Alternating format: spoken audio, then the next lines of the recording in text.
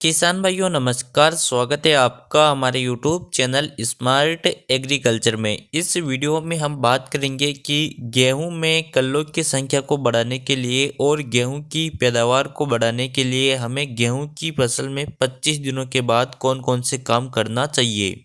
मतलब कि कौन कौन से खाद डालना चाहिए और कौन कौन सी बातों का ध्यान रखना चाहिए। तो इसके लिए आप वीडियो को बिना स्किप के अंत तक जरूर देखिए और आप हमारे चैनल पर पहली बार आए हो तो नीचे दिए गए लाल अक्षरों के सब्सक्राइब के बटन पर क्लिक कर दीजिए और उसके पास में जो घंटी का निशान आया है उसे भी जरूर दबा दीजिए ताकि हम जैसे नए वीडियो अपलोड करें उसका नोटिफिकेशन आपको तुरंत मिल जाए। किसान भाइयों अब अगर बात करें कि गेहूं की फसल में 25 दिनों के बाद हमें कौन कौन से काम करना चाहिए, तो जब गेहूं की फसल 10 दिनों से लेकर 20 दिनों के बीच की होती है उस समय पर गेहूं की फसल में लगभग सभी प्रकार के खरपतवार उग जाते हैं।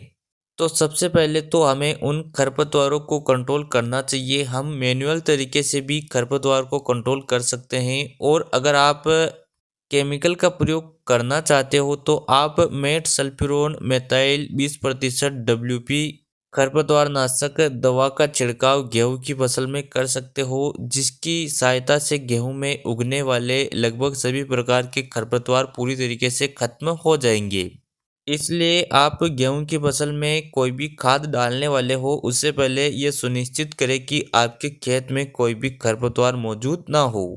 इसके अलावा गेहूं की फसल जब 20 दिनों से ऊपर की होती है उस समय पर गेहूं में फुटाव शुरू हो जाता है और उसी समय पर ही गेहूं की सही तरीके से देखरेख करने की आवश्यकता होती है, क्योंकि उस समय पर पौधे को सभी पोषक तत्व मिल जाते हैं तो गेहूं में फुटाव बहुत अच्छा होता है। और अगर फुटाव अच्छा होगा तो गेहूं में भराव भी अच्छा होगा, बालियां भी ज़्यादा संख्या में निकलेगी और उत्पादन में भी बढ़ोतरी होगी। तो अब अगर बात करें कि गेहूं में फुटाव बढ़ाने के लिए हमें क्या काम करना चाहिए, तो किसान भाइयों आप गेहूं में दूसरा पानी लगाते हो। दूसरा पानी से मेरा मतलब ये है कि बुआई करने के बाद जब पहला पानी लगाते हैं उसको हम दूसरा पानी बोलते हैं। तो दूसरे पानी के साथ में आप यूरिया जरूर डालें, क्योंकि अगर आप उस समय पर यूरिया नहीं डालते हैं तो गेहूं की ग्रोथ बहुत कम रह जाएगी और गेहूं में फुटाव भी बहुत कम होगा। तो गेहूं में फुटाव बढ़ाने के लिए सबसे ज़्यादा ज़रूरी है कि दूसरे पानी के साथ में आप यूरिया खाद डालिए और यूरिया की मात्रा 40 से 45 किलोग्राम प्रति एकड़ रखिए। लेकिन सिर्फ यूरिया से काम नहीं चलता है, यूरिया के साथ साथ गेहूं को जिंक की भी काफ़ी ज़्यादा आवश्यकता होती है, क्योंकि जिंक की कमी से पौधे में पीलापन आ जाता है और फुटाव कम होता है। तो अगर आप कल्लों की संख्या को बढ़ाना चाहते हैं तो गेहूं की फसल में जिंक का प्रयोग जरूर करना चाहिए।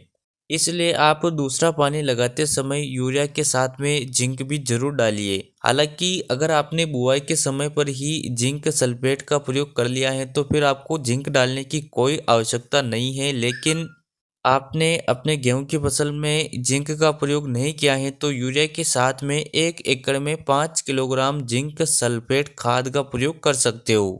जिंक सल्फेट में जिंक भी होता है और सल्फर भी होता है, जिससे पौधे की ग्रोथ बहुत ही अच्छी होगी, पौधे में हरापन बढ़ेगा और खासकर कल्ले की संख्या में बढ़ोतरी होगी।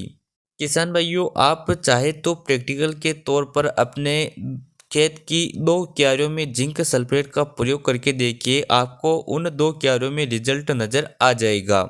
लेकिन अगर आपने गेहूं में दूसरा पानी लगा दिया है और सिर्फ यूरिया का प्रयोग किया है, जिंक नहीं डाल पाए हैं, तो आप चिलेटेड जिंक का स्प्रे भी कर सकते हो। चिलेटेड जिंक का स्प्रे करने से भी गेहूं की फसल में काफ़ी अच्छा रिजल्ट मिलता है।